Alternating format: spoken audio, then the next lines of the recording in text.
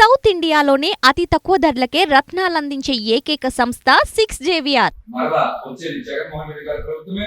జగన్మోహన్ రెడ్డి గారు అందించిన సంక్షేమం, అభివృద్ధి ప్రజల గుండెల్లోకి చొచ్చుకెళ్ళి అవన్నీ కూడా ఈవీఎంలో ఓట్ల రూపంలో బయటపడతాయి. ఖచ్చితంగా 4వ తారీఖున జగన్మోహన్ రెడ్డి గారి ఫ్యాన్ ప్రపంచం ముందు కూటమి కుదేలు అవి తీరుతుంది. ఇది తథ్యం.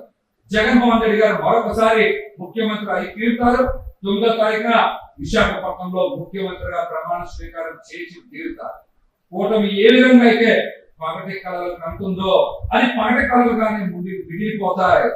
వాళ్ళు ఏదైతే కుట్రలతో కుయుక్తులతో కూటమి కట్టి ఏదో రకంగా అధికారం సాధించాలనేటువంటి వారు చేసినటువంటి విఫల ప్రయత్నం ఎట్టి పరిస్థితుల్లో సానుకూలంగా రాదు, ఓడిపోతారు.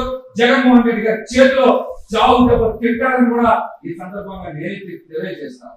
ముఖ్యంగా సర్వేలన్నీ కూడా జగన్మోహన్ రెడ్డి గారికి అనుకూలంగా అంతకు మించినటువంటి ఫలితాలు వస్తాయని జగన్మోహన్ రెడ్డి గారు పోలింగ్ అయిన తర్వాత వెంటనే చెప్పారు.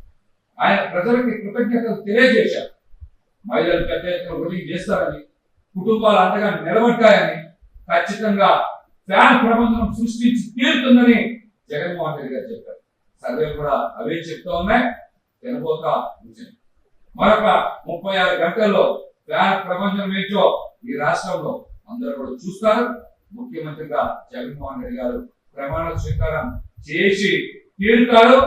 ఈ ఎన్నికల ఫలితాల తరువాత కొన్ని పార్టీలు తెలంగాణకే పరిమితమవడం తథ్యమని కూడా తెలియజేస్తాం.